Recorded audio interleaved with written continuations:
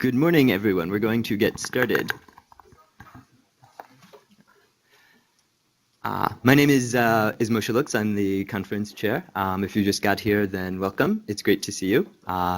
So we started out last night with intros from myself and Peter Norvig, who gave some thoughts on the challenges of AGI, and then our first keynote speaker who talked about driverless cars and some really excellent work coming from a background of control theory and dynamic vision. And we're going to hear a philosophical talk in a little bit, and then a neuroscience talk. And one thing that sort of struck me is the sort of one of the things that's exciting about AGI is that it's pre-paradigm in the sense that there's no AGI intellectual tradition. There are lots of different intellectual traditions, and it's just very interesting and important that we have people from these different disciplines who are actually talking to each other and hopefully referencing each other's work and learning from each other, because that's how progress happens. And I'm going to turn it over to Dr. Ben Goertzel, who will introduce our next speaker.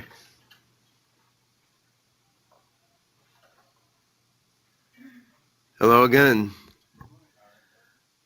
So Aaron Sloman told me he could give a one-sentence introduction of himself, which I'll see if I can remember, which basically he's a mathematician who decided that the best way to solve philosophical problems was to do AI. And I think that's an intriguing description. But to go into a little more detail, I mean, I've been following Aaron's work for a really long time, almost as long as I've been thinking about AI myself, and I think he's done a huge amount to bring together AI, philosophy of mind and mathematics, cognitive psychology, and other disciplines, sort of into a unified understanding of intelligence. Following up on the comments Moshe just made about the interdisciplinarity of the field. I mean, that takes place not only by bringing people with different backgrounds together, but by having people such as Dr. Sloman, who can bring these different disciplines together inside their own mind and their own research. So after getting his PhD in 1962, Aaron has been working on issues at the intersection of AI and philosophy ever since. His work gained something from his interactions with other early AI pioneers like Marvin Minsky, John McCarthy, and Herbert Simon, but he's certainly charted his own direction, diverging in significant ways from any of these folks. He held the chair in AI and cognitive science at the School of Computer Science at the University of Birmingham. Before that, for a long period, a chair with a similar title at the University of Sussex. He's now an honorary professor of AI and cognitive science at Birmingham. And I've enjoyed a number of his papers and presentations online over the past years. One title particularly struck me on his website and convinced me it would be a good idea to invite him to speak at an AGI conference. The title of that presentation was "A New Approach to Philosophy of Mathematics.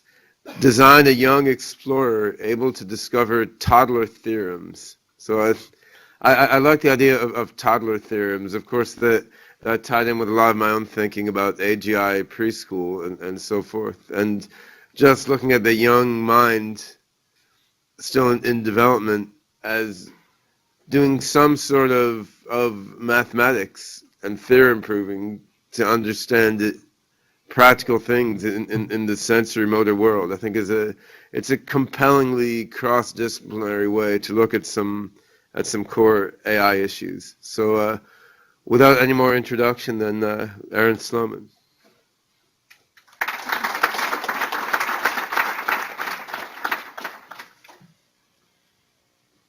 Thanks, Ben. Thank you very much for inviting me. This is quite an interesting challenge because I know this is a very high-powered and very diverse audience, and I'm sure everyone in the room knows more than I do about something because I spread myself very thinly. Is there anyone in either corner of the room who can hear me? Okay.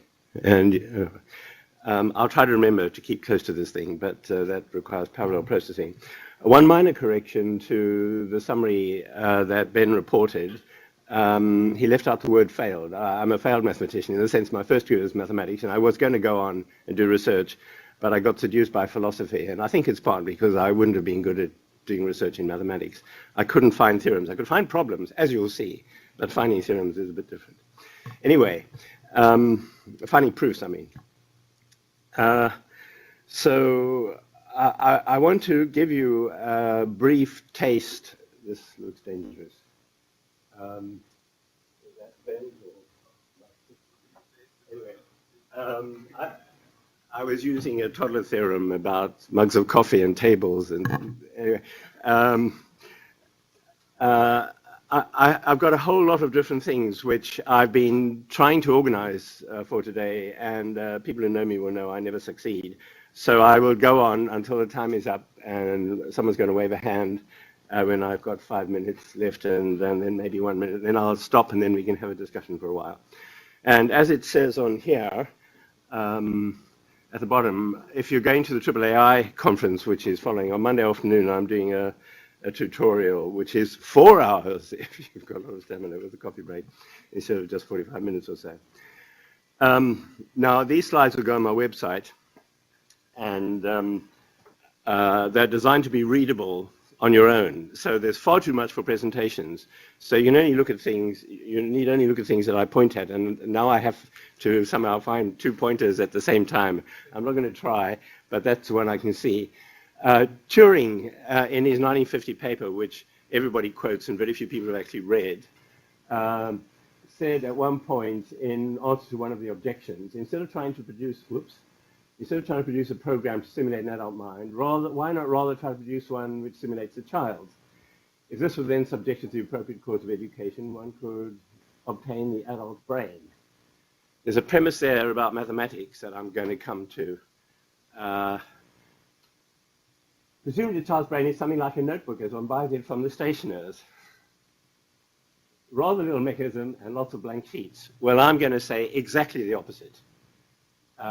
Nothing like a blank sheet and lots of mechanism and all those millions of years of evolution, not just during human times, but before that with microbes and all sorts of other things. Work? All those millions of years of evolution. This is a moving button if you want to walk around. Yeah, okay. Like a rock star. Sorry. I'll try not to rock too much. Those years of evolution were not wasted. As John McCarthy wrote in 1996, he wrote a paper which is worth reading. It got republished about 20 years later, well, so quite a long time later, in the AI journal. It's called The Well-Designed Child.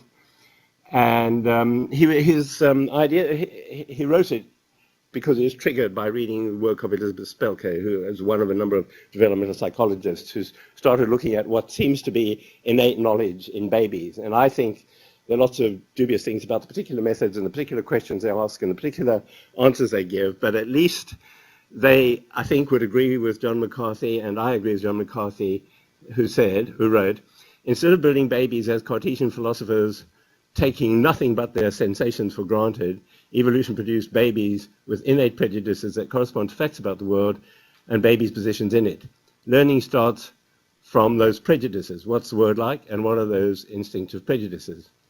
And somewhere else he said, oh yes, up here, evolution solved a different problem from that of starting a baby with no a priori assumptions. Now, I have no objection to people trying to build a baby robot with no a priori assumptions and see how far you get. I'm only saying, insofar as that's not my goal is to understand myself mainly, and maybe other people who are a bit like me. And I don't think that's how we work. And there is something that starts with no a priori assumptions and then builds humans. And that's a planet with a lot of chemistry and stuff, and a few billion years to mess around in, and maybe a lot of luck, I don't know. Maybe there's something inevitable about that starting state. But although I'm interested in that question, how did that work? That's not the question I'm going to talk about today. I'm really asking what did evolution do for human babies? And what would be like to do that for robots, babies. I use this to illustrate some of the sort of general theme of what I'm saying, namely evolution had many different problems at different stages in the evolutionary history of animals on the planet. Microbes of various sorts.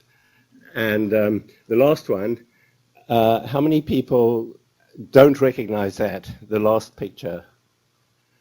A few. Okay, I'd better show the video. Betty was a New Caledonian crow, that one, who was brought to Oxford and was given a problem. New Caledonian crows are particularly intelligent. All corvids are intelligent. They do things you couldn't do, like build a nest by bringing one twig at a time in your mouth or just holding it with 2 fingers and somehow weaving them into a rigid structure that you can safely put your eggs in when the wind's blowing. Try it and let me know if you manage. Anyway, they do that, and they do other things as well. They also cut twigs into little hooks to get larvae out of cracks and so on. So they wanted to see if they would recognize a piece of wire bent as a hook as a solution to a problem, which is getting food out of a bucket. Apologies to all of you who've seen this before. It became very famous in 2002. The videos were all over the place. And in fact, if you give Google Betty, Crow, Hook, and Oxford, you'll get to the Oxford Ecology Lab, and you'll see lots of videos and pictures. Anyway, Betty surprised them by doing something different from what they thought. Initially, she surprised them by recognizing the hook and getting the bucket of food out of the tube, and you'll see her doing that. But then something happened that they didn't plan. Is that visible?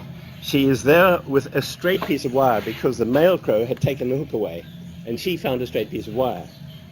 So she came with this piece of wire and tried for a while to get the food out, and sometimes she managed. This was trial 7. They had a whole lot of trials. And sometimes she could push the wire through the handle, press it against the opposite side, and lift it out, which is not bad for some colleagues in Birmingham are trying with children, teenagers, and they are having great difficulty with this problem if they get a piece of wire or a pipe cleaner or something.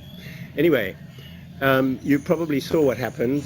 She stopped after a while and stuck the end of the wire into the ducting tape at the bottom and very expertly just moved around to make a hook, and then she came and used it. It's worth looking at several times and looking closely at what's going on, but I'm not going to spend a lot of time on that now. There's too much to get through. Let me show you something rather different, a baby. Now, I don't know what's going on in this baby's mind, and I don't know how the baby's father put up with what was shown in this video. The baby's sitting on a carpet with a tub of yogurt and a spoon. Apologies to those of you who've seen me show it before. And this is not an animal solving a problem. I think this is an animal trying to find out what it should learn about the world by trying things out and seeing what happens. And the interesting thing is, whoops, wrong command. So there's someone holding a tub of yogurt. The baby's got a spoon, and notice that he's trying to feed his leg with it. Then he feeds himself, his stomach. Then he does a little experiment. He pushed the spoon and let go. He does it again later, so you see. There he tries to transfer yogurt to the other leg and fails. Another little experiment, a better one. Then yogurt into his mouth. Now, it looks to me as if he thinks that if you put the spoon somewhere with yogurt in it, the yogurt goes to that place. And you see him trying again and failing. There he found some yogurt on the floor. It was the wrong place, so he put it in the right place on the spoon and then into the mouth. Then he tries to put more yogurt on the floor, and he hasn't understood the relationship between the bowl, the yogurt, and the floor, which has to be controlled for that transfer to succeed. And he said, I'm guessing what's going on. That's me trying to make sense of this messy, horrible demonstration. But he seems more than once to try to put yogurt somewhere on the floor, on his leg, and so on, and fails. This is aged about 11 months. I presume that not long after that, he had worked out that what you have to do is turn the spoon over. But he solves another problem, which is actually rather harder, right at the end of the video, when he decides to transfer the spoon to the other hand. And he manages. So he's got one hand holding the end, and the other hand goes, he has to somehow transfer it without dropping the spoon. And as you saw, he managed. All of these things are available on my website and more. So what's going on there? Well, I believe this is an early phase in a process I'm going to talk about, a phase which I suspect will ring lots of happy bells for people who talk about AGIs involving exploratory learning and keeping information from your sensory motor records or whatever, and then later on doing something with it. We may differ in what we think is done with it, and I'll come back to that later. So let's go back to now. Part of the point of putting that up there is that I don't think the human who's not shown in this picture starts off knowing nothing. I think there's an awful lot that is a requirement for the learning that happens later. And at a much earlier stage, of course, there's sucking. And most people think the reason why there's all that competent sucking is because the baby needs food. But I don't believe that if that were true, it would follow that you're not depriving a baby if you just give it a bottle or even stick a tube down its throat and let the food go in. I think that sucking is part of a process of exploring the world, but we can't see what's going on. It's learning. And if you watch a newborn baby or a very young baby trying to actually get a grip on a nipple, it can have a lot of trouble. And there's a lot of negotiation, and it's probably learning all sorts of things. It doesn't know it's learning it, but something is going on there. So that's an even earlier stage. Now, that depends on a huge amount of pre-programming by biological evolution. You might say, okay, we're not interested in that. We're doing AGI, artificial general intelligence, which is artificial as opposed to natural general intelligence. I'm not sure humans have general intelligence, but that's another issue. I want to say something about the problems of the natural case, and maybe it'll make the artificial case look a bit different. Or maybe not. We'll see. So, biological evolution had many kinds of organisms, and they had many different environments, and had many different problems to solve. And there were many transitions that were driven in evolution by things that changed in the environment and also in the organisms themselves. So maybe initially there was just a chemical soup. There may initially, or at some later stage, have been detectable gradients. If there are no gradients, then there's no point having sensors that can detect gradients or motors for moving you. Just take pot luck, and some survive, some not. If there are gradients, then you can go in the direction of whatever gets you more of whatever you need. But then you have a whole bunch of control problems. You have to get the information, you have to have a store of energy, you have to have effectors for putting that energy to work, and so on. If in addition there's some stable structures like rocks or plants that don't move around, that are not just dissolved, and you need different ones at different times, then there are new problems about finding out where those things are. You might be able to survive, and maybe some organisms do, by just being blown around and not making any use of the fact that there are these stable structures. But ones that are able to record information about the spatial layout of things and to be able to use that information in order to propel themselves around according to their needs and according to what they've learned, will be able to do things that the others can't. It doesn't mean the others get wiped out, because you always need the older, less intelligent things to be around at the bottom of a food pyramid, it seems. And the microbes are winners on every measure: biomass, number of different types, number of individuals. If you want to talk about evolutionary success, look at microbes.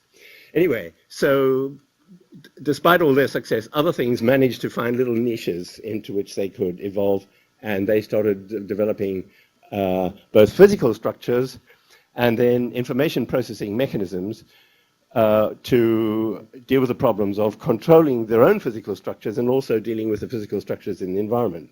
And I've given you some sort of way of thinking, which may be already familiar to many of you, which I think can lead to a collaborative project of identifying as many as possible of the changes in information processing that might have happened, because whether they did happen or not is a separate issue, that might have happened in the evolution of the planet. And that would echo work done by John Maynard Smith and some other biologists. Have I got a slide on that? No, I haven't. Anyway, they have a book called The Major Transitions in Evolution. And to my surprise because of what I know about John Maynard Smith, information processing changes have very little role in their list of changes. And when they mention it, it seems to be only changes in modes of communication and things like developing generative grammars and so on. And there's a lot more information processing that goes on before there's communication, as I've tried to indicate, in making use of available information to get available resources to meet your needs, given your own resources for making use of information by moving around and so on. I left out some things that perhaps are worth pointing to. There are some things that have to be manipulated to be eaten as opposed to just being absorbed through the skin. So some things you have to take apart or whatever. There are some things that, so maybe that leads to the evolution of manipulators. But manipulators then raise new problems, which are controlling the manipulators. And there are different kinds of manipulators: claws, tongues, jaws, feet, and so on, legs, trunks, elephants, and octopuses' tentacles. And they all have different, and interestingly different, problems of control. And maybe at some level there are similarities also which are not necessarily obvious.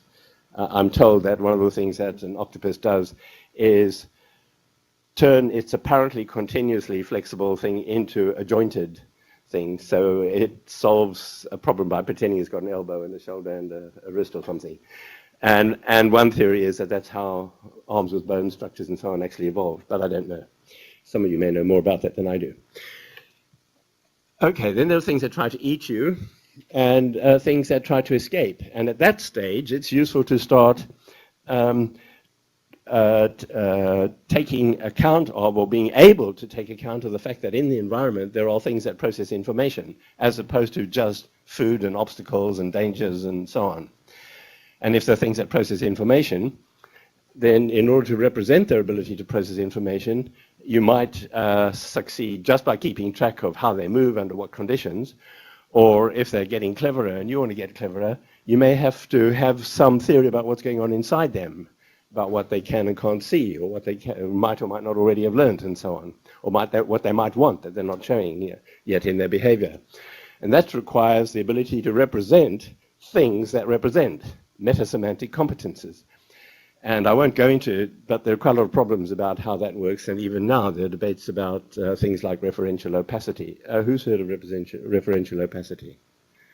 Not many, but a few have. Okay, well, if that comes up in question time, it has to do with the fact that if you have information about something, then the contents and the things represented are in a fairly tight relationship. If you have information about a representation of something, then that relationship is very different. And there are debates about how to deal with that. And John McCarthy, as ever, says you need a new logic or something, an extension to logic. I think you need a new architecture, but that's a detail. Okay, so these are some of the kinds of things that are related to fairly large-scale transitions. And if we look more closely, I think you'll find lots of more detailed transitions, which are interesting and worth finding out about. Some of these involve collaboration and so on. So how do the information processing requirements change across these and other cases that I haven't distinguished? How many of them map into problems of data mining in sensory motor statistics, which is one approach to trying to do AI? And it may have been what Turing had in mind when he said all you need is a blank slate and a very powerful algorithm for finding, for learning. I don't know what he meant. But I'm surprised he thought that, actually. Right, so how can we study the living things to find out what these processes, what these transitions in information processing were? And that's very hard. There's some people say, well, you then have to go and observe their measure and measure them, their movements, their behavior, their changing relationships to environments and to other organisms and so on. Or cutting them open to find out what they're made of and where the bits are, or putting them into brain scanners to find out what's going on when they see, etc. I think myself that none of these sort of traditional scientific methods will suffice. Mainly because in order to get good answers to these questions, you have to develop new thinking tools. You have to develop concepts. You have to develop new forms of representation, as has happened in the history of AI and long before that in science. For instance, when arithmetic was represented using the Arabic notation instead of the Roman notation, that made a huge difference. When zero was added to arithmetical concepts, that made a huge difference. When Newton invented calculus, building on top of work of other people, and Newton and Leibniz, I don't want to offend anybody, invented calculus. That made a huge difference. A lot of Newtonian mechanics and stuff that came after would not have been possible. And in the last 50, 60 years, we've been learning all kinds of things about information processing. And most of that work has come not from trying to study natural information processing systems, although that has contributed, even from the early days. John von Neumann and others were trying to think about how you build things that work like brains. But a lot of it came from people just trying to work like engineers and say, how can I make things do so-and-so? And they had ideas and they tried them out and they failed.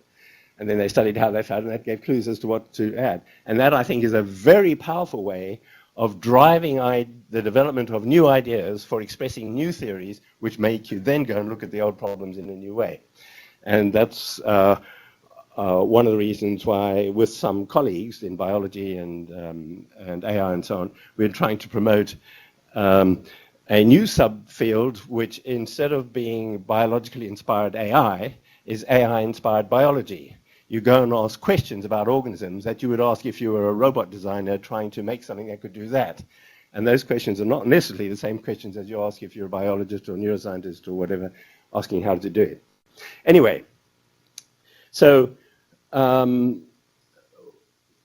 suggesting we need a rather less direct approach than the standard scientific method, and that's because studying information processing systems is somewhat different from studying chemistry and physics and geology and so on.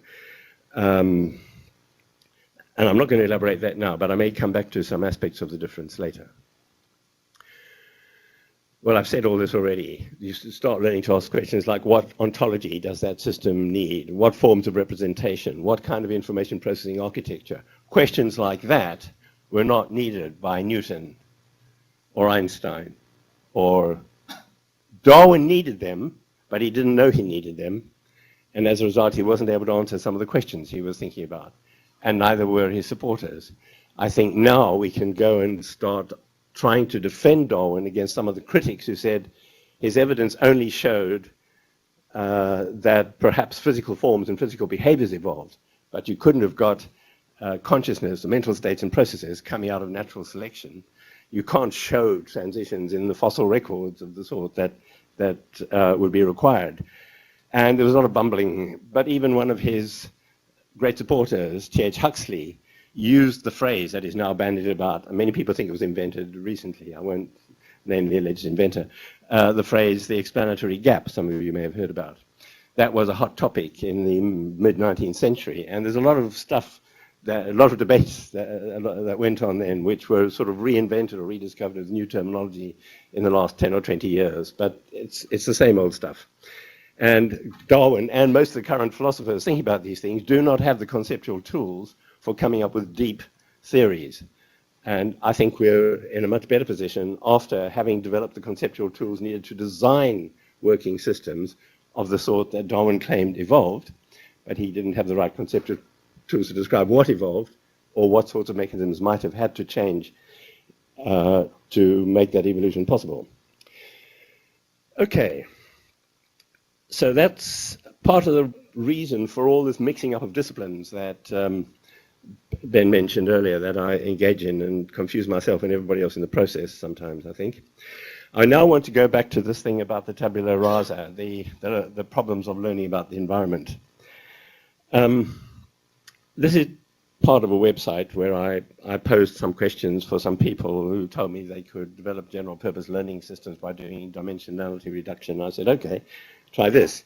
And the idea was if you've got a pixel array and you have things like what I've shown you there, and the things move around, and the task is to be able to predict what's going to happen next, can you do it? And there are interesting questions about what you can and can't do. And in some cases, if you just have something like that and it moves horizontally, or maybe if it rotates, if it moves in a way that can be expressed as a simple change in a few variables, then probably one of the many approaches that people in this room know about would work very well. At the bottom it says show the rotator, so I'll show the rotator. The rotator is here. That's a rotator. Now, if your pixel array has got stuff like that in, and you want to be able to predict what's going to be happening next on the basis of what's been happening recently, if you try to do it using just an ontology that is based on the contents and the changing contents of the image, then it's going to be difficult, I think. Now, there may be people in this room who say, oh, I've got an algorithm that'll do that, no trouble, and then I'll learn something. But my guess is that what you really need is to know that there's more than 2 dimensions, and to see that thing as a cube that is opaque, has a number of surfaces that can be visible but not all at the same time, and it's rotating. And maybe a learner can benefit from being able to control that, and perhaps that might help. I'm just using a mouse here. This is a nice gadget on the web in Java. You could also have a Necker cube, which, when we look at it, is rarely just seen as a 2-dimensional pattern. We will see it as a 3-dimensional pattern, but typically we can see the same data as 2 different cubes, where the differences involve geometric differences like different faces are close or far, and lines are sloping up or sloping down, and so on. And again, trying to explain what's going on there, one needs to have an ontology that goes beyond the data. Let me just stop this. Well, go back.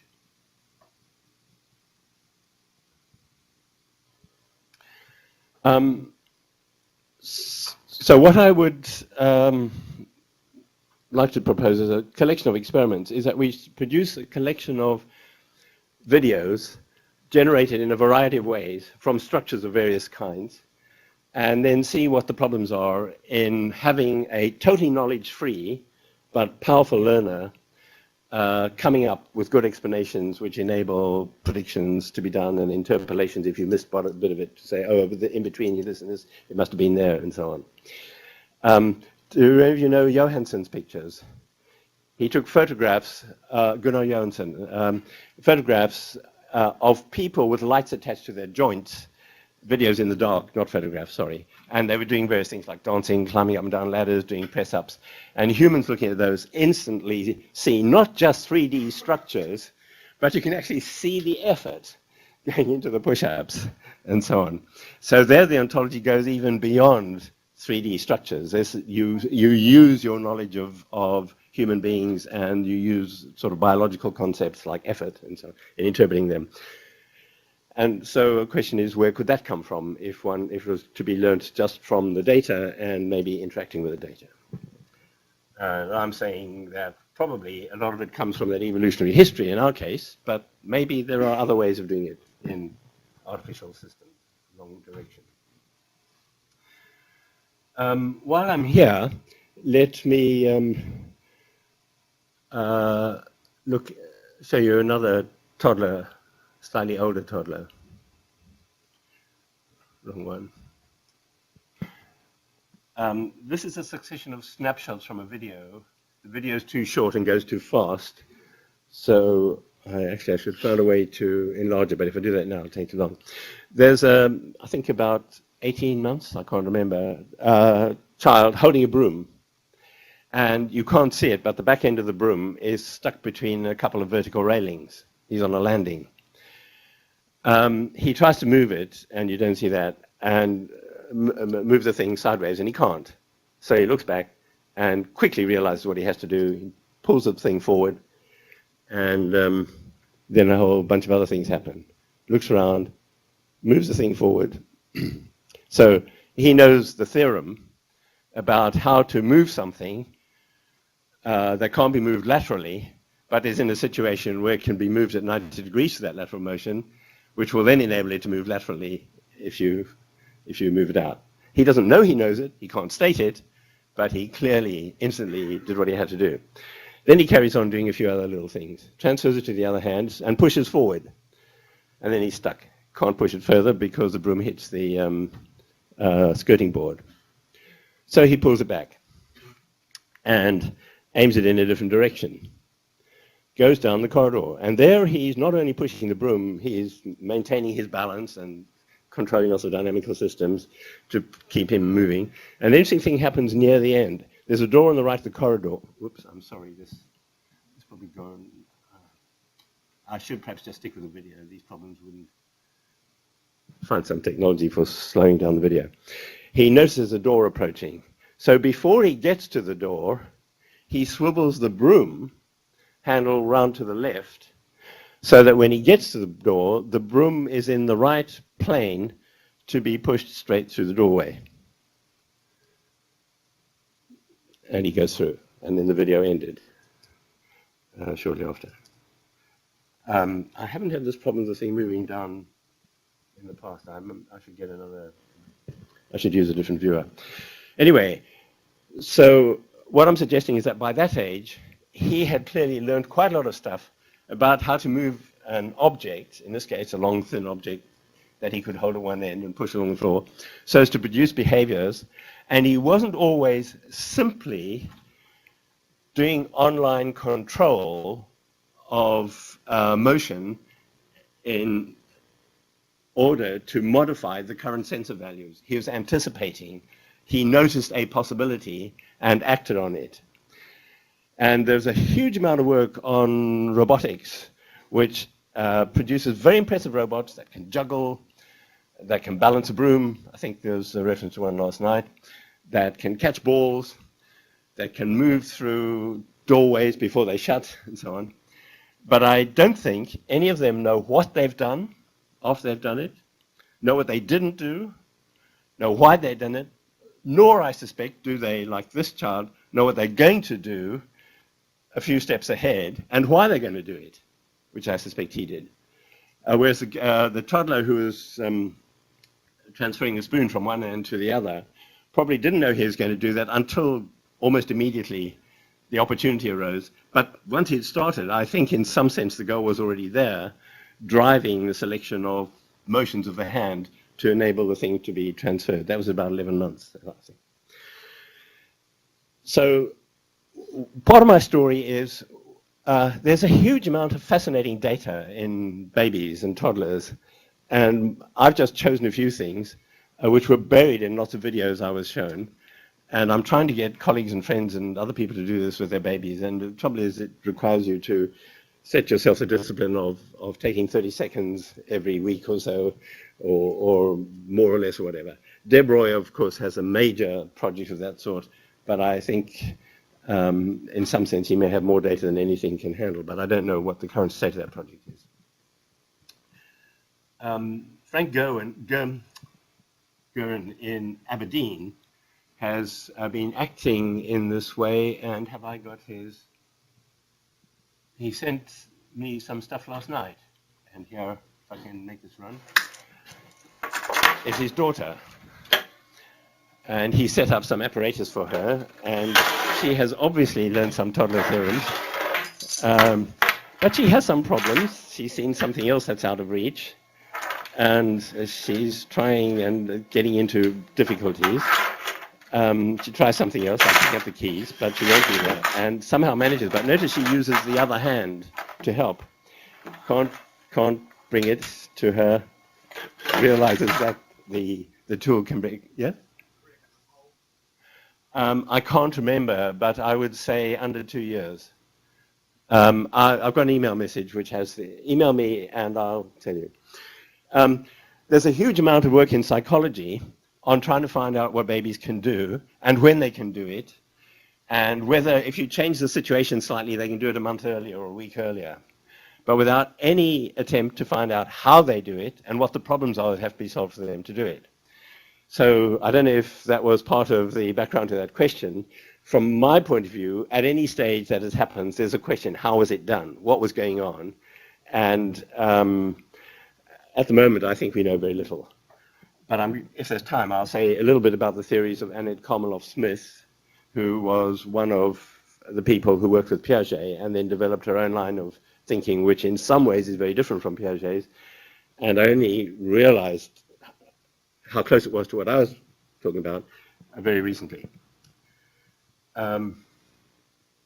Okay, how are we doing for time? I think I'm getting quite close to running out of time. Let me give you a little exercise.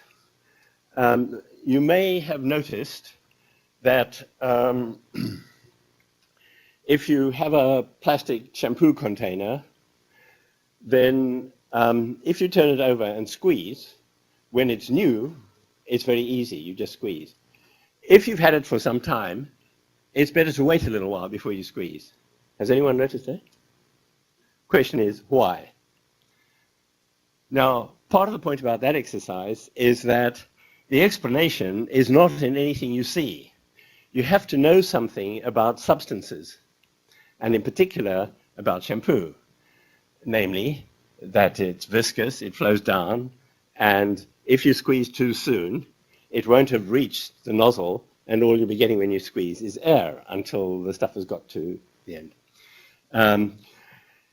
And I believe that the ability to learn about and reason about stuff, different kinds of stuff, clothing, skin, fur, teeth, rubber, plastic nowadays, wire, and so on. Wire can have a lot in common with string and also be very different in the details, is a crucial and substantial subset of what toddlers learn. And that's part of what I think is going on with chewing and sucking and eating as well, not just getting food.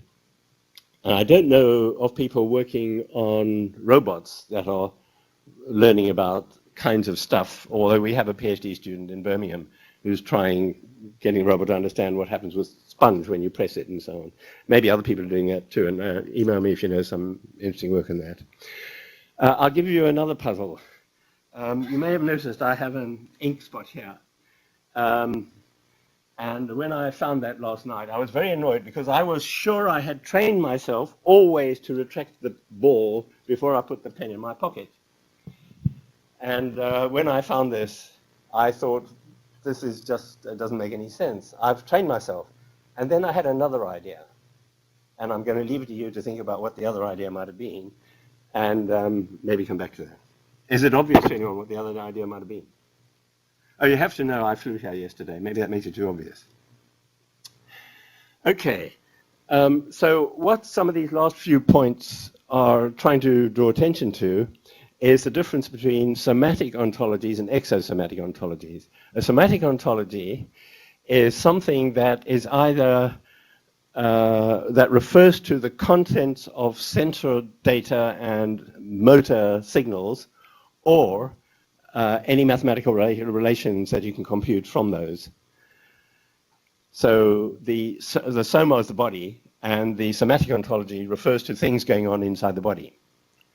An exosomatic ontology refers to things going on outside the body, and maybe even out of sight, like the shampoo in the squeezy bottle, or the insides of stuff that behaves differently from other stuff, that makes the stuff behave differently, or the hidden sides of a rotating cube. So there's or even the visible sides of a rotating cube. When you see that as a thing that's in space outside you and rotating, you're using an exosomatic ontology. So there are some people who try to start with nothing but a somatic ontology and powerful algorithms and do everything. And one of the interesting questions is, can you get from that in a sensible way, in a reasonable time, to an exosomatic ontology? Now, there is a way where you can obviously do it if you've got a formalism for expressing all possible theories, and the formalism gives you recursively enumerable theories. You just try the theories one by one on all the data you've got, thanks, and until you find one that works well. The trouble is, maybe not even a planet is going to be, and 4,000 million years will be good enough for some of the problems. But I don't know. Maybe I haven't just understood the combinatorics. But I don't think that's what young humans have, and I suspect that well-designed robots will not have that either. They will have some precursors of an exosomatic ontology or some explicit exosomatic ontology, like the notion that there are things that exist independently of whether they're being perceived or not. And those things may be of many kinds, not just things like balls and cups and so on, the things we often refer to as objects, which are being studied quite a lot in developmental psychology, but things like surface fragments, which can have orientation, curvature, reflectance, and other kinds of properties. Processes of various sorts, like becoming more or less curved, or stretching, or moving in various directions, or rotating. These are things that can happen to things outside you, and you may see them happening. And if you have the right sort of ontology, then you can describe them. And, importantly, if it's a degenerative form of representation, you can combine them in ways that you've never encountered to make predictions, to imagine things, to set up goals. And I think that that is part of the apparatus that drives the explorations of very young children in ways that initially is highly, I think, determined by the genome reacting to what's in the environment. So if you see something happen, then you can get a motive to try to make it happen again, or to make it happen in reverse, or to make it happen with variations. And if you watch children a lot, you see a lot of that going on. They do things and they try, and sometimes they'll do something totally unrelated to what they were doing before because they've just noticed the possibility. Not because any reward or anything. I think they're built to do that because they'll learn things. And then a lot of behavioral competences develop, which are shown in various skills, like walking and climbing and feeding yourself and so on, pushing brooms around corners. But something else happens as well, and this is what Annette Komolov-Smith talks about in her book, Beyond Modularity, published in 1992. The details will be on this. I've actually started to produce a little website about her book. And whereas Piaget had said that children go through stages, and in the first stage, sensory motor stage, or whatever, I can't remember all the orders, they're pre-operational, operational, and other kinds of stages, with fuzzy transitions between them, but what you can do varies from one stage to another, and they're roughly age correlated, but there are individual differences and so on. What she says is, those stages are roughly applicable not to ages of development, but to stages in learning about a new domain. So if I had time, I could introduce you to a new domain. For instance, a domain of shapes you can make with a rubber band and a collection of pins on a pin board. And you can play and do things and make the letter T and capital H and so on. And then I'll ask you to make a capital outline A, and you may discover that it's impossible. And then I might ask you questions about what's the minimum number of pins you need to make, say, a figure that's alternating convex and concave vertices. So you can play and you make discoveries, but something happens after a while. What you've learned empirically gets reorganized. You can do lots of things, you have behavioral competence, but Komolov-Smith talks about representational redescription. And I think what she's saying is that the information gets put into a new form, which is more like, she doesn't say this, more like an axiomatic theory, but I don't think that necessarily means it's using any branch of formal logic that we know about, maybe something else.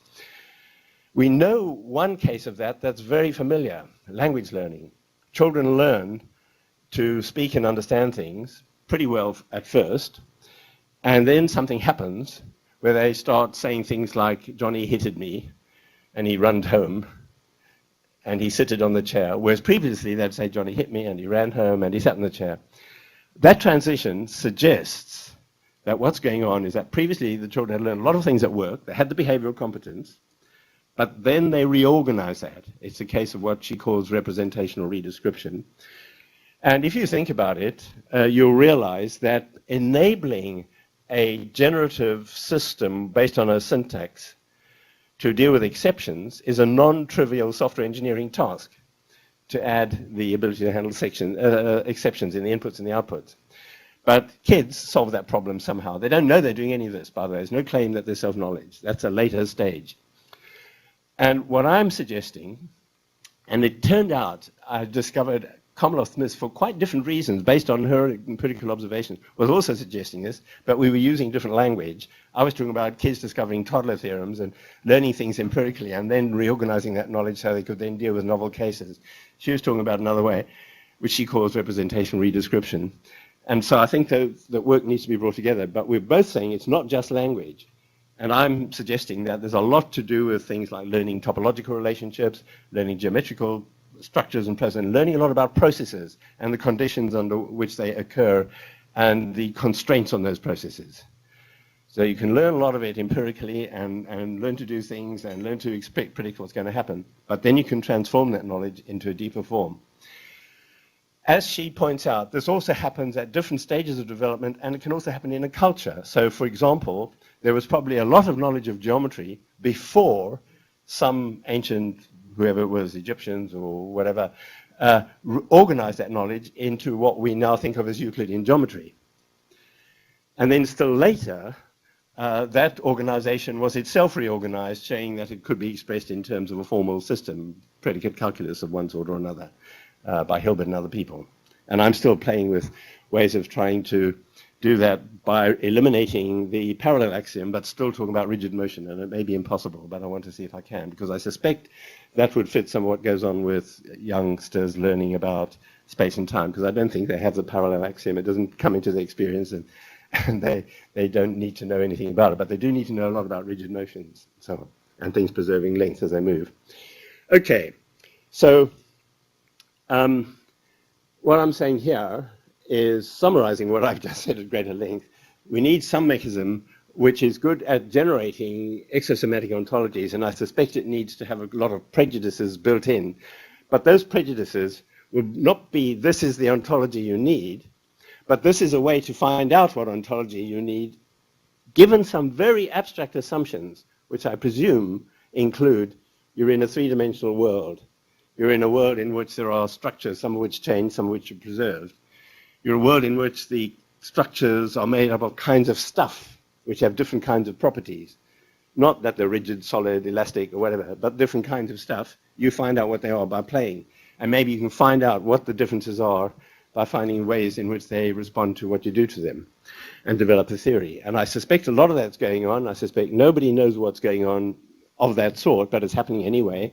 And I suspect it has the stages that Kamala Smith has been talking about, which involves having empirical learning followed by reorganization, which enables things to be worked out instead of being learned empirically. There's a very good book by Diana Pick and Eleanor Gibson, the wife of James Gibson, on child development. I can't remember the title, but they talk about the kinds of ways children can learn something. They talk about learning by experiment, learning by observation, learning by imitation, learning by being taught, and they miss out the crucial thing that I think is what makes us human, namely learning by working things out for the first time. And that goes back to the bug in what I think Turing was proposing, because he talks about teachers having to be there to train this robot that starts off with an empty notebook. Where did the first teachers come from? If you need a teacher to learn mathematics, then the process couldn't get started.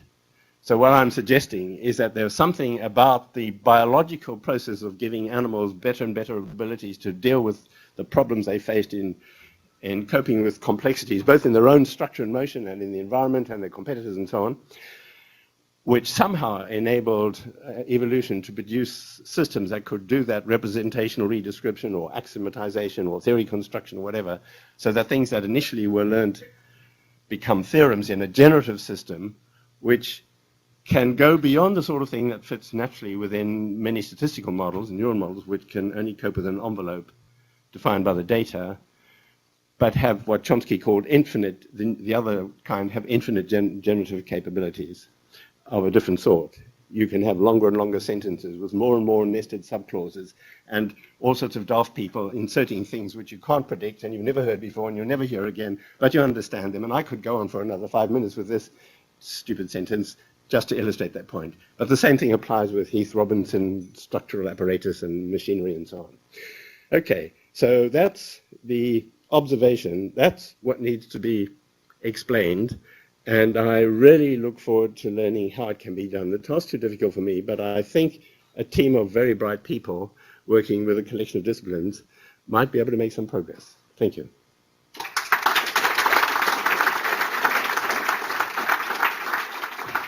Has anyone worked out the solution to my ink spot that occurred to me after I cursed myself? Yes? You said you flew on a plane and the pressure changed. Yeah. Okay, so have you ever been faced with that problem before? No. So you're doing what I was talking about. You had some generative knowledge you were able to apply to a novel situation within a few minutes. You didn't have to search. Okay, thank you.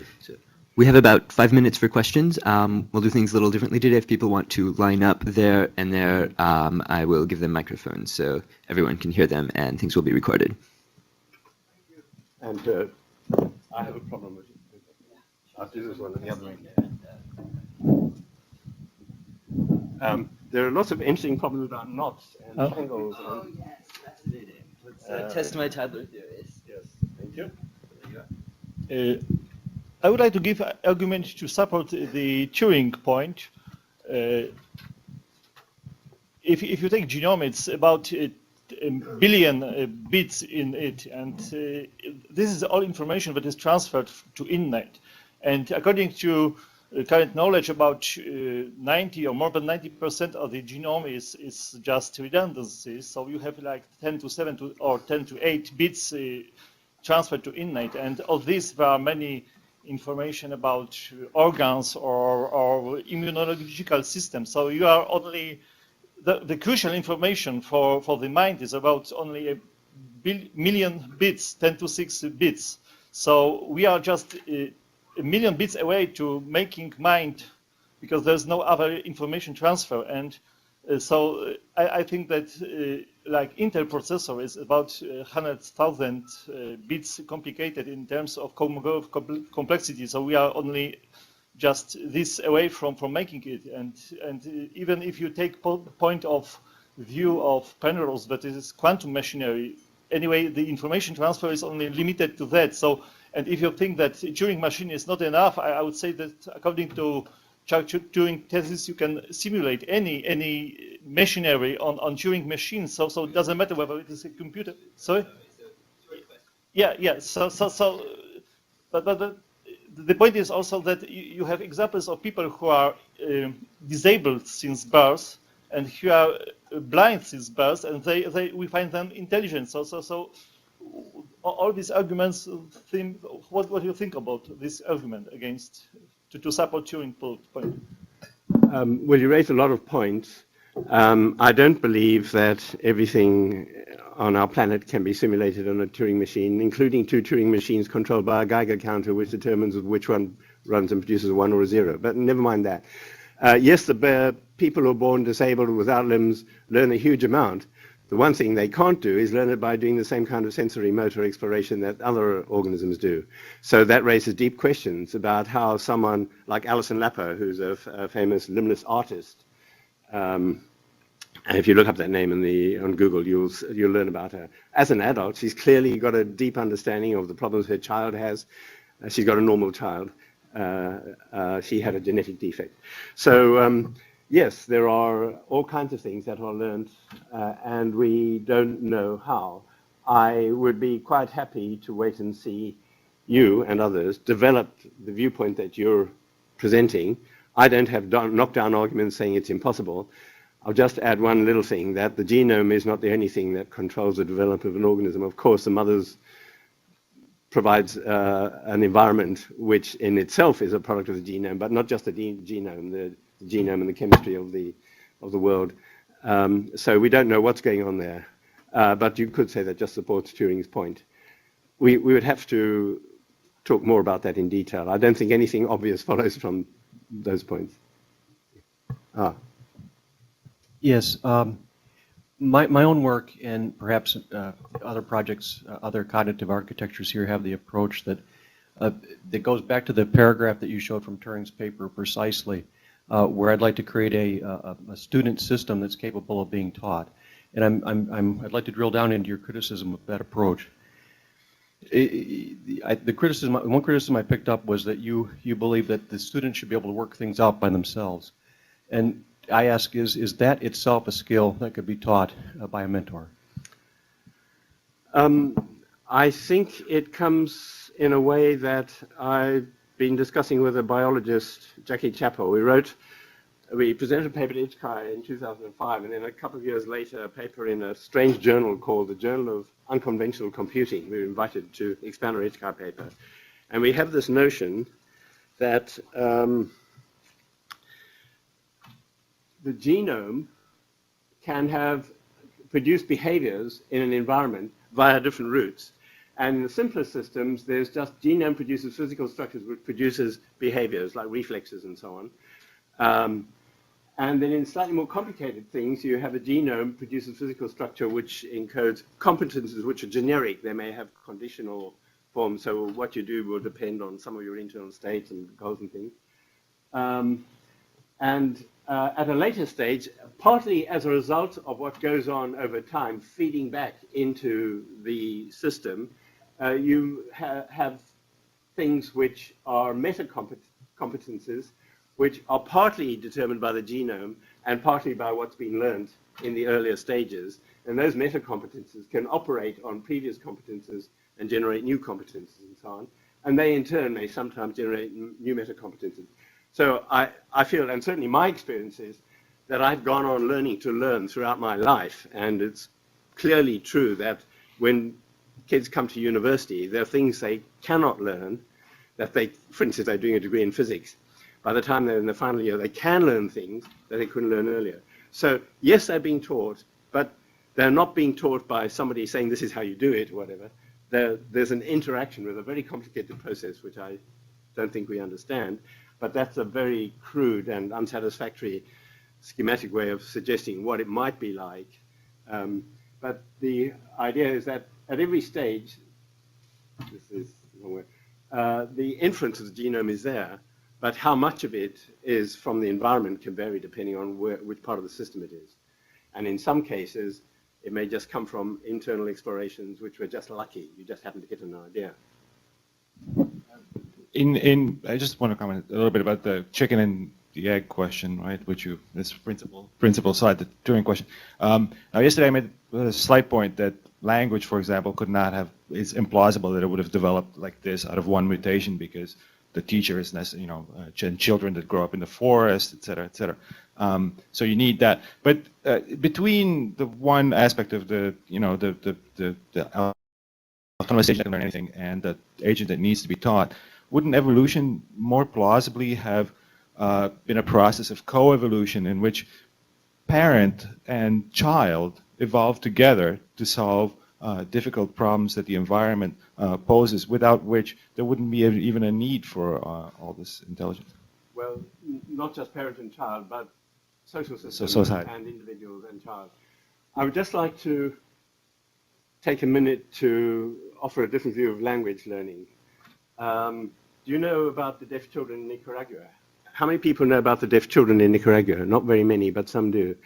Okay, you'll probably know what I'm going to say. Crude, very interesting story. I'm going to give you a crude, very short version of it.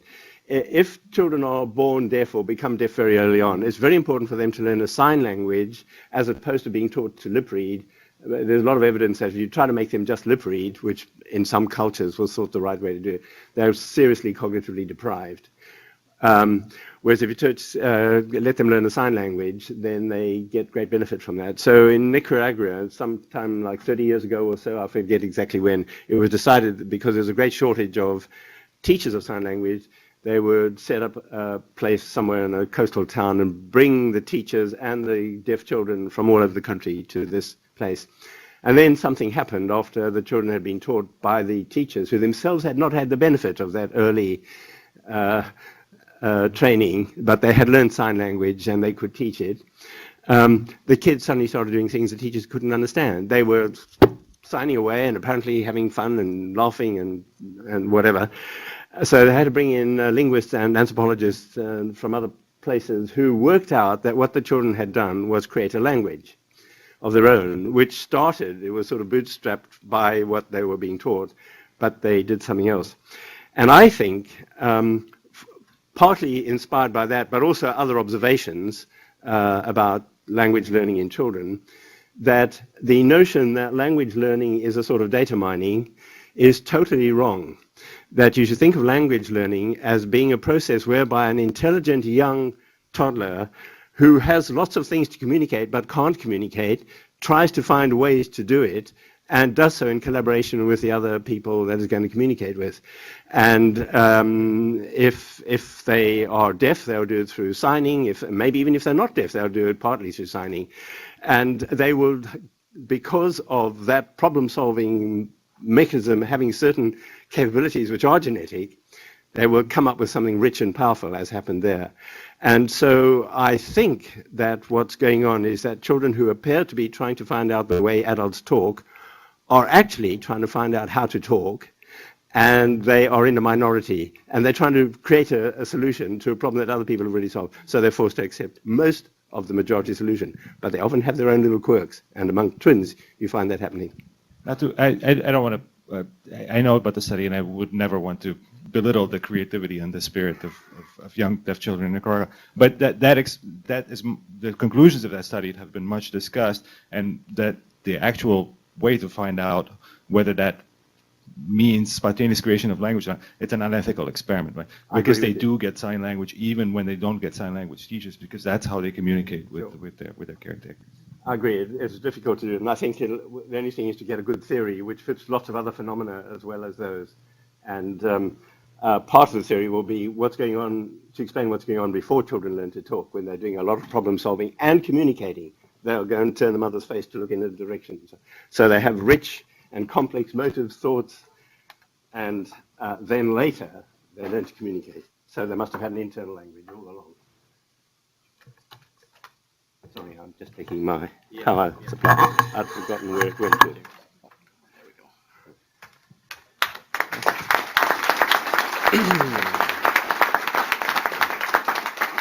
Right. So we have to move right along. And the next keynote is going to be a bit of a taste of the neuro session that's coming up later today. It's my pleasure to introduce Ed Boyden. He's professor of biological engineering and brain and cognitive sciences at the MIT Media Lab, the MIT McGovern Institute, and he runs probably one of the largest, maybe the largest MIT Media Lab that's there, about 5 times the regular size. I think one of his former students is actually here. I'm not sure if he's here yet, but is David around? Well, anyway, so Ed co-invented the technique called optogenetics, which I'm not going to talk about. Otherwise, I'd probably be kind of giving you a spoiler. But it's definitely one of a range of very fascinating new tools for controlling and observing dynamic networks in the brain. I'm not going to read too many of his accolades, but anyway, so Ed has been named one of the top 35 innovators under the age of 35 by Technology Review in 2006, one of the top 20 brains under age 40 by Discover magazine. He received a Paul Allen Distinguished Investigator Award, and of course he spoke about his optogenetics invention on a TED Talk, and there's so much more. I just can't list it all. Anyway, please welcome Ed Boyden.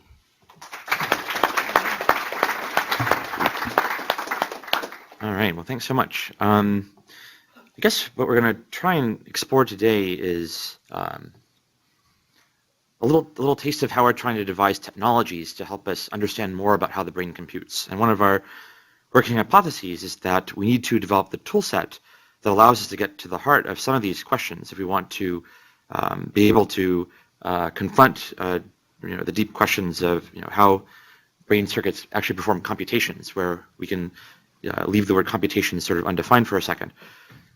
And part of the issue, I think, with the brain is that it's incredibly complicated. It's made out of thousands, if not more, kinds of different kinds of circuit element that are heterogeneous, and even knowing what level of abstraction one has to think of the brain at is difficult. Is the cell the right level? Are there subcellular compartments the right level?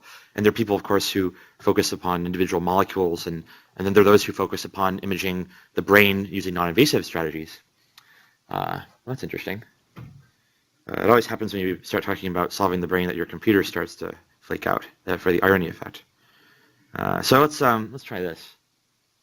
Now I see the problem. There's a mismatch in the resolution, so it's recomputing it twice or something. Okay, so the basic issue is that the circuits of the brain are extremely heterogeneous, and right now one of the ideas that's come to dominate is how do we start to understand that heterogeneity? How do we understand the building blocks of the brain?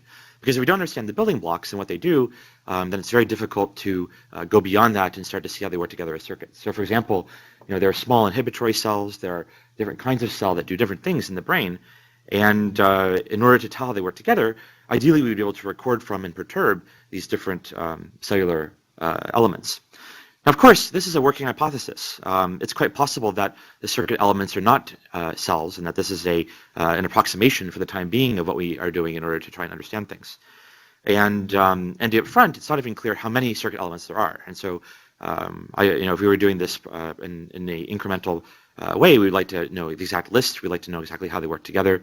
We'd like to know what are the properties of these elements that are most important, because obviously some of their attributes might be irrelevant in terms of actually understanding their function, and some of them might be very important, but we don't know yet how to encapsulate those properties in a meaningful way.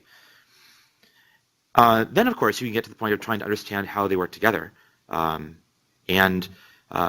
of course, has been kind of a theme of the conference, is not always enough. You also have to have a way to understand that data. And so really what you need, I think, are tools to help you classify and characterize these building blocks at different levels of abstraction. You also have to be able to observe and watch them, because without a basic data set of that kind, it's very difficult to know what they're really doing in terms of their temporal interaction and how they work together. And then finally, ideally you could causally test these things by controlling them in order to delete things and drive information into certain cells or other elements in order to understand how they work. So I'll tell you the story kind of in reverse order, where a lot of the talk will be about 3, and then there'll be a little bit about 2, and then there'll be very little about 1. And that's partly because I think of the fact that there have been a lot of hypotheses in neuroscience where causality had been one of the lacking elements, and being able to delete or drive information into different elements is helping us actually clarify which level of abstraction we need to worry about. Is it the cell? Is it a subcellular compartment? And so on and so forth. So there's a bit of a loop here where I think the logic is sort of circling about. It's not a linear, we begin with this thing and we're going to keep going until we get to the end and then we're done. So we'll start with control. And I think control is a useful thing to think about, because there's 2 really good reasons why you can use it to solve problems. One is that you can actually assess the causal role of an element in a computation or behavior or pathology. And given so many different cell types in the brain, which have been observed in various incarnations over the last century or more, being able to figure out what it's actually doing by deleting it just for a second or by driving it can be of help. But the second reason is also one that's of great interest, and that's because we want to understand the brain not only for the philosophical and computational reasons, but also, brain disorders are a big issue. They are largely incurable. Many of them are untreatable even. And for disorders like Alzheimer's and stroke and various forms of deafness and blindness, there's very little that can be done. So we really set out to try and start with control, both to try and figure out how to start teasing apart which of these circuit elements do what, but also to try and figure out if we can do some of this fixing up of things. So given that the animations aren't really showing, I wonder if this will be going to work out quite well, and maybe it won't. So maybe I'll skip to the traditional slides just in case. What's that? Okay, we can give it a try. So this is kind of where we tried to find ways of controlling neural circuits. This is a species of green algae, and algae, like many organisms, have to sense light in order to metabolize and photosynthesize optimally. And neurons are electrical devices, so it turns out that algae sense light by converting light into electrical signals in a little organelle called an eye spot, which acts a little bit like our eye. And by taking the molecules that sit in the membrane of this eye spot, which you can think of as a little solar cell, when light shines on them, they'll translocate charged particles from one side of this membrane to the other. Given that neurons are also electrical devices, if we put these molecules into neurons, then shining light on those neurons should be able to change their electrical potential, and therefore, depending upon which way these charged particles are going, you should be able to turn these cells on or off. And so we're fortunate because it turns out that this molecule, and many molecules like it, is completely encoded for by a small gene, only about 900 DNA bases, encodes for this incredible, light sensor that will translocate charge. And so we and many others now have taken molecules that are viruses or other methods for delivering this gene into neurons, and in order to make specific neurons embedded within a dense neural circuit sensitive to being optically manipulated. So for example, this opsin here, which comes from the green algae, when it expresses into the cell membrane, when light shines on those molecules, they will open up a little pore, translocate positive charge into the cell, and positive charge going into the cell will activate it. And so, as you might guess, this is now, assuming an abstraction layer that we can operate at. If we falsify that abstraction layer, and that's to some degree already happening, as people start to look at how subcellular compartments can drive activity that manipulates other parts of a subcellular compartment network, then we can try to sort of bootstrap our way into developing new tools that help us navigate into these neural networks. So I should point out that a lot of luck was involved in getting this to work. There was no reason this algal gene had to even work at all in neurons. Over the last couple of years, this started with a collaboration with several investigators, Georg Nagel and Ernst Blomberg in Germany, and also Karl Deisroth at Stanford. And we published a paper a couple of years ago where we showed that you could take this algal protein, put it into specific neurons using a virus, and then you could then activate those cells with blue light. Since then, we and others have found a whole series of other molecules, including light-driven pumps that can pump negative charge into cells so that we can turn them off. And these tools are now in use by many hundreds of groups around the world to try and drive information into or delete it from specific cells. Now, one of the big issues is getting specificity in the cells. There are many kinds of cell in these network. And one of the things that we've had to do, and now there are probably as many ways of doing this as there are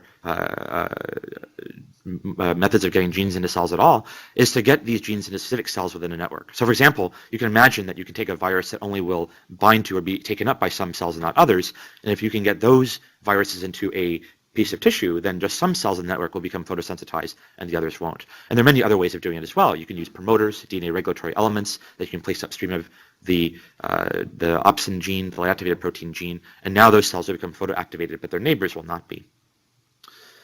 So there's different things you can do with this. I'll tell you a couple short stories about what you can do with this. One of the things is to try and figure out how the brain makes decisions. And to be upfront, this kind of thing is happening at a very early stage now, but I thought I would tell you one short story, which is a collaboration with Christopher Fiorillo's group. And one of the questions is, what are the neurons in the brain that can make an animal do more of whatever it was just doing? And we've, I think, all heard of stories and scientific results such as where rats will press a lever in order to self-stimulate. This is driving an electrical current into the base of the brain in a certain area, and that's then causing the animal to feel either some kind of pleasure or compulsion or other effect that causes them to do more of what they were just doing, in this case pressing a lever. And so one of the questions is, can you pinpoint the exact circuit elements that are actually involved? The electricity that's used in a classical sense will drive all of the neurons in a volume, but as we just pointed out, that volume contains thousands of different kinds of cell. And so we decided to try and test this out using a viral method of targeting dopamine neurons, which are one of the major candidates thought to be implicated in this process. And the very simple experiment was to take a box and to use a mouse, which is very common in neuroscience. And there are 2 points in the box where things happen or don't happen. If the mouse goes here, he gets a pulse of blue light. And if the mouse goes here, then nothing happens.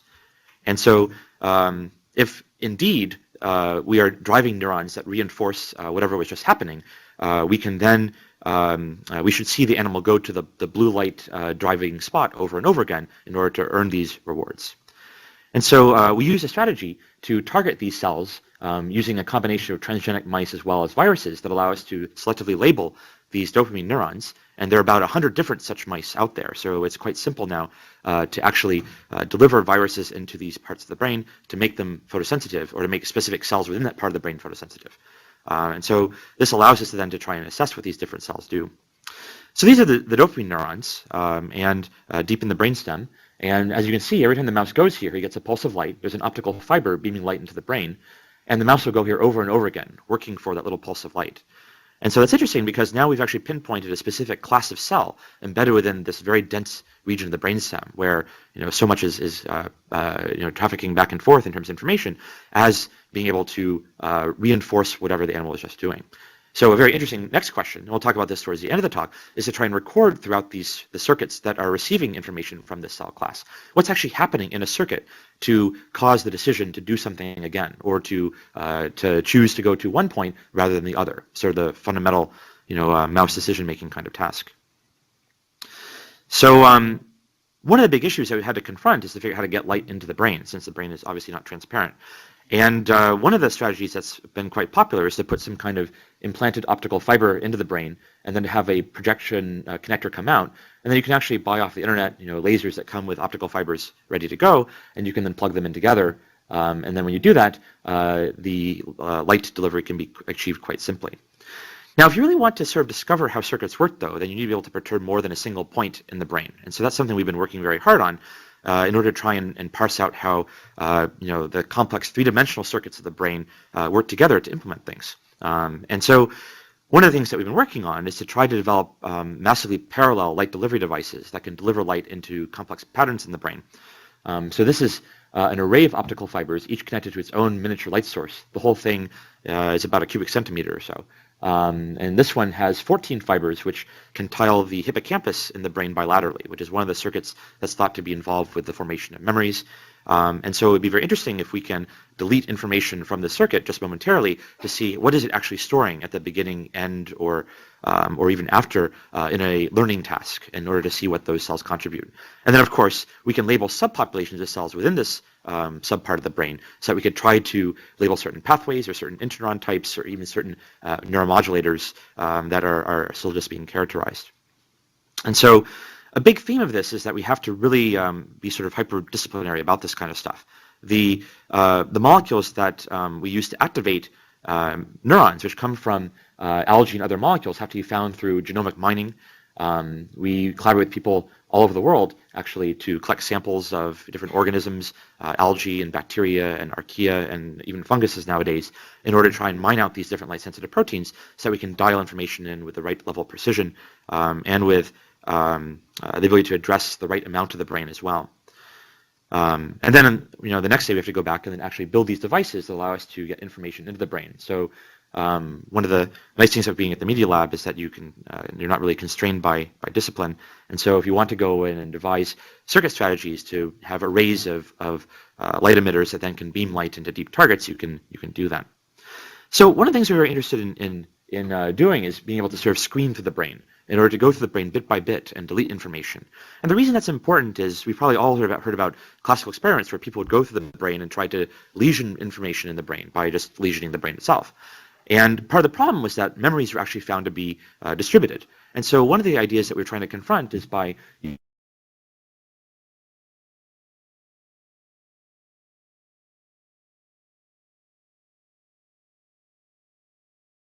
using back out entire set of circuits in the brain, and then if something happens, we'll subdivide until we hone in on exactly where that information is stored at a given time. Or we might find that there's a lot of redundancy. If we delete different parts of a circuit, it could be such that when we delete one part, other parts can take over. In many cases, in the clinical literature, the injury to a brain can result in some kind of plasticity that then can restore some degree of function over time. And so we need to be able to deal with a case where there might actually be very rapid adaptation to a brain perturbation.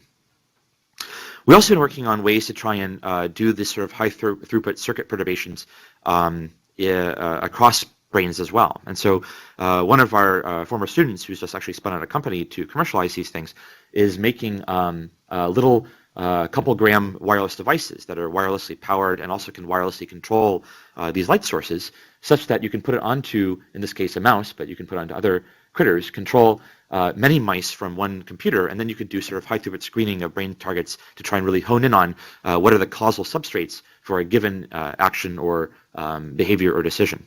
And so It's a very modular device, which has a little optics device here that goes to beam light into the brain. This is very similar to the one I just showed you. And then there's various computational power and communications modules there. And so this actually works pretty well. So here's just a quick demo. We're using a transgenic mouse, which is engineered to express the blue light activator that I just told you about pretty much throughout the cortex, and from Guoping Feng's group, also at MIT. When you drive these neurons with light, you can actually get all sorts of different effects. In this case, what we've done is we put this little wireless device over the motor cortex of the mouse, and when nothing is happening with the light, then nothing is happening with the animal. When we turn the light on, using a completely wireless interface, and the animal will start moving around. And so this is just a proof of concept that we can actually do the basic operations that we need to do these kinds of high throughput circuit screens. So another thing we've been working very hard on is how to turn off neurons, and that's important because the vast majority of neurons in the brain are off more than they're on. And so if you can delete information at specific points of time, that might be of great use. It's also the case that if you are driving all the neurons with a similar pattern, that might be a very unnaturalistic pattern. You actually would like to really dial information into individual cells or even subcompartments of cells. And so we've been working on finding molecules that are light-driven but can shut down neural activity. They do the opposite of the blue light activator from algae that I told you about before.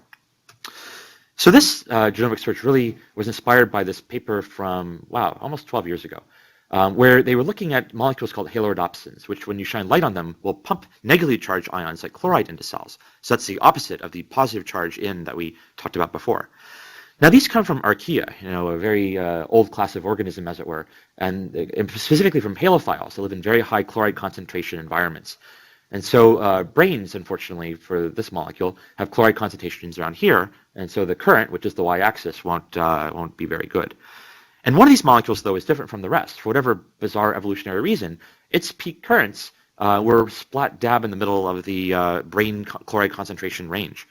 And so a couple years ago, we published a proof of concept paper showing that indeed you could silence neural activity using this molecule, but the effects were somewhat weak. So we decided to try and cast it more widely in this genomic search, and we set up a whole screening apparatus and system, and recruited people to really try and go through all these molecules from funguses and bacteria and all sorts of things to look for good neural silencers. So these are all from different species, and the molecules have different functions. Some of them are no good, as you can see, and then some of them are quite good. So last year we had one of our major hits, and this is a molecule that we nicknamed Arch. And Arch expresses really nicely in neurons and can also mediate pretty strong silencing currents, about an order of magnitude larger than the old one, both at low light powers and also at high light powers. So what that means is in the awake behaving brain, in this case an awake mouse brain, you can actually turn off neural activity 100% in the cerebral cortex. And you can do it in a very temporally precise way. In contrast to lesions, which might, they would delete things forever, I guess, or pharmacology, which delete things on the timescale of minutes to hours. This, you can see here, is shutting down a cortical module for about 5 seconds, and the latency to shutdown is very short, and then when the light turns off, the neurons start to fire again. Each of these dots is a little electrical potential being fired by a neuron. So now you can do all sorts of things, and I'll just tell you one short story about something we're trying to do, which is understand how stress affects the brain. Now, stress, of course, is very commonly involved with all sorts of things, including psychiatric illness. It's something that contributes to depression, but also stress has evolutionarily important things as well. It can galvanize people to change behavior and to act and things like that as well. And so one of the questions is how is stress actually modulating neural circuits to change how the information is being processed? And ideally, of course, we would do all these perturbations while we're recording from the target, so we know how the information is changing. But this is why I'm telling this the story in reverse order, as I alluded to in the beginning.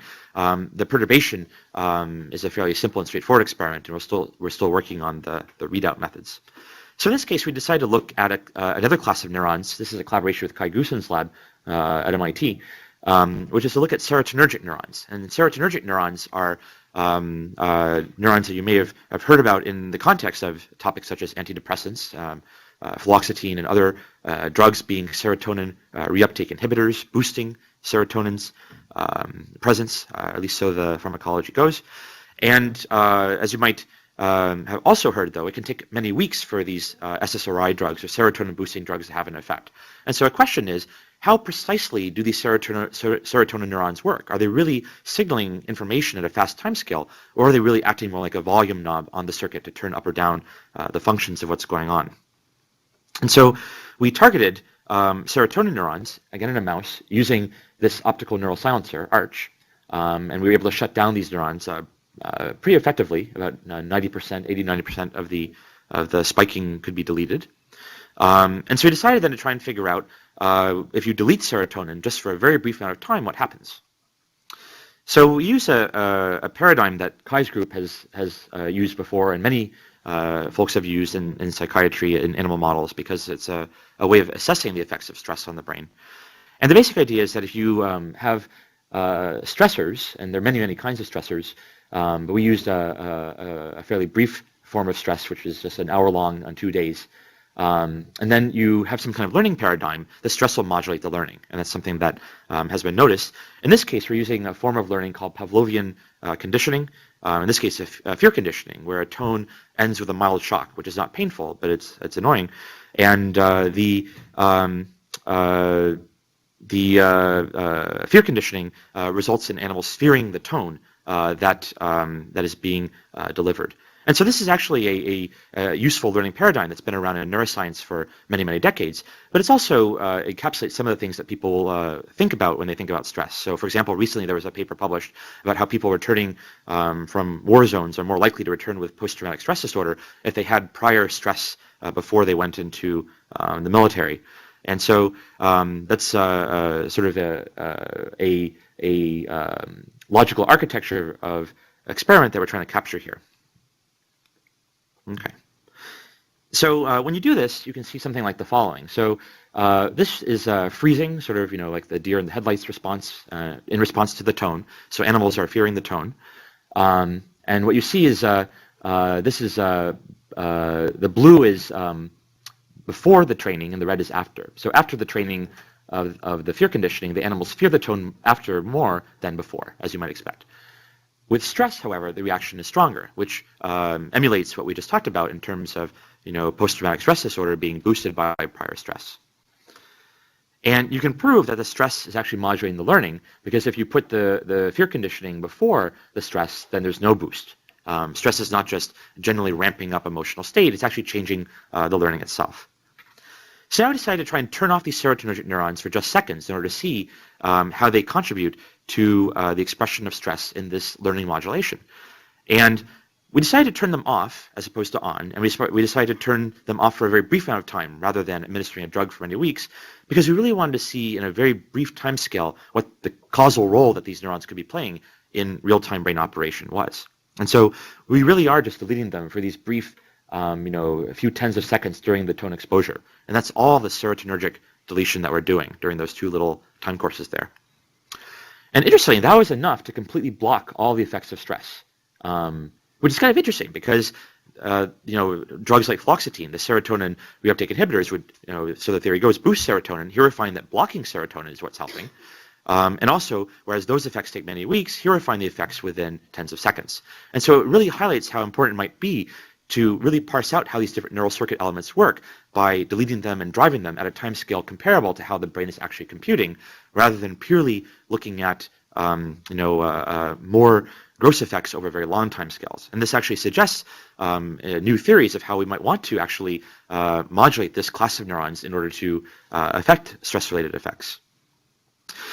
Now, you might argue, well, we're turning off the neurons, but maybe it's a non-specific effect. You're just turning off the neurons for 60 seconds, and if you turn the neurons off for any 60-second period, 2 30-second periods, then maybe you would block these stress effects. And so if you look carefully at how we do the training here, we're using a very old style paradigm where some of these tones and shocks are paired so that they result in the fear of learning, but some of them are unpaired. They should have no information content, or if anything, should train the brain that the tone is not to be followed by a shock, depending upon how deep into the learning theory we want to go.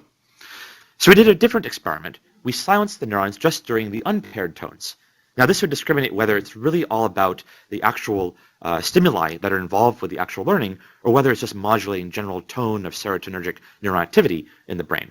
More like the volume knob hypothesis again, rather than a very precise gate of sensory input into specific circuits.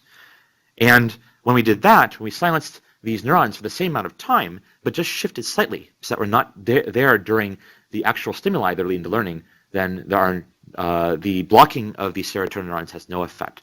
So you can really pinpoint the timing and the events outside of the actual circuit, in this case behavioral events, that are important for a given neuron class to gate information flow. And so this is something that we're very interested in following up. So we've continued to look for better tools. One of the things that we wanted to do is we collaborate with a number of groups that are trying to silence large brain regions, such as people who work with rhesus macaques, which are widely used in neuroscience to study cognition, perception, and other things that are more difficult to study in rodents. So one of the things we did was to do a genomic screen for molecules that were related to ARCH, since it looked like a pretty good molecule. And we found molecules that were a lot like ARCH, but were more light sensitive. And if it's more light sensitive, then you can actually try to perturb more of the brain. A single optical fiber of the kind we're using here might perturb, about a cubic millimeter or so of brain, maybe a little bit more. With this one, which is about 3.5 times more light sensitive, then you can perturb more of the brain. And so we collaborated with Bob Desimone's group at MIT, and they were able to show that they could actually delete activity in circuits in awake behaving rhesus macaques, which are species that are used to study attention and all sorts of other higher order forms of cognition that can be more difficult to study in other species. Now, one thing we've also been trying to do is to find tools that allow us to dial in information in more realistic ways. So far, we've all been talking about deleting activity or driving activity in sort of bulk tissue. And of course, that's a good first step, but you really want to be able to dial in information at a resolution of individual cells within the brain. And to point out how difficult this is, a cubic millimeter brain might have 100,000 different cells in it. So we're not there yet, but I'll show you in a second how we're trying to approach this problem, and we hope to be much better than what we can do now in a reasonably soon timescale. The second thing you can do is you can try to get different channels of information that you could use. So here what you can see is, once again, we have sort of efficacy on the y-axis, and now we have color on the x-axis. And one molecule has, you can see, pretty good activity in the blue, another molecule has activity in the red. And both of these are different silencers from different kingdoms of life. So if you put these two different silencers into two different neurons, one of them here you can see red light will quiet down, but blue light will not have any effect, or at least it'll be less of an effect. The crosstalk still exists to be up front. And that's what happens if you put this molecule in. If you take the more blue light sensitive molecule and put it in, then this neuron here will be quietable by blue light, but red light will not affect it as much. And so this was sort of the first demonstration that you could actually have two channels of deletion, where you could try to silence different neurons in a network and try to see how they work together, or whether information is handed off from one population to another, or other kinds of experiment like that. And so this is something that we've now distributed to many groups, and we're excited to push it further. And there's a lot of obviously molecular engineering things that you can do sort of in the synthetic biology space. So here's an example of just one last story before we go into kind of how to analyze what's happening in the brain, because that's very clearly becoming more and more of a addressable question if we can build the tools that allow us to confront those issues. This is from Akihiro Yamanaka's group, and what they were doing here was to label a very tiny cluster of neurons in the brainstem to make them silenceable with light. And these are neurons that atrophy or disappear in patients with narcolepsy. And so you might anticipate that if you turn off these cells, then you might be able to induce sleep. And so indeed, that's what they found. When you shine light into the brain, this is probability of being awake. When you shine light into the brain, these neurons turn off, and then the brain also goes into a sleep state within about 20 seconds. And it goes into a very specific sleep state. It goes into a state called slow wave sleep, which has been implicated in certain forms of memory consolidation and other kinds of interesting neurological and neuroscientific finding. You don't go into REM sleep, which is the state that's associated with dreaming and other kinds of phenomena different from the episodic memory consolidation. So it suggests that what's happening when you turn off these neurons is a very specific transition into sleep. It's not just a nondescript collapse of brain function, but it's rather putting the network into a very specific state. And you can even imagine how if you could put the brain into this slow wave sleep state, then it might actually be a useful thing to induce in the brain if you wanted to drive a certain kind of change in a memory state or other kind of phenomenon. So to summarize, we've distributed these reagents to about 500 groups worldwide. I didn't update this slide. We really try to collaborate with a very broad network of folks to get these reagents out into the world, nonprofit institutes to distribute the genes, and also viruses or transgenic animals that have the genes in them, so that it's a more or less a turnkey technology nowadays, much less of an art form than it was about 5 years ago when our first papers came out. We also have a training program, and one of them is funded by the National Science Foundation to teach people how to do these kinds of experiments. So if anybody wants to learn how to do it and has a reasonable amount of prior experience on animal work, we can host you to learn how to do these things. But all is not clear, of course. We can perturb, but what is actually happening in the brain? What is happening to the computations? And as you might have noticed, we haven't talked a lot about actually what changes in neural coding or what changes in information transformation are going on. And part of it is that the tools for assessing brain information are also just to the point of now increasing in the scope where you could actually try to survey large fractions of a neural circuit. Here's an example of the kind of thing that we've noticed, and we published a couple papers that suggests why it's really important to survey what's happening in a circuit, even for the most simple interpretations of these kinds of experiments. All we're doing here is driving some excitatory neurons. This is just neural electrical potentials, and this is time, and there's a little blue bar here, which is the light. So neurons are firing now. And what you find actually is that a lot of neurons that you record from, we're recording with an electrode in the brain here, a lot of the other neurons actually are being quieted.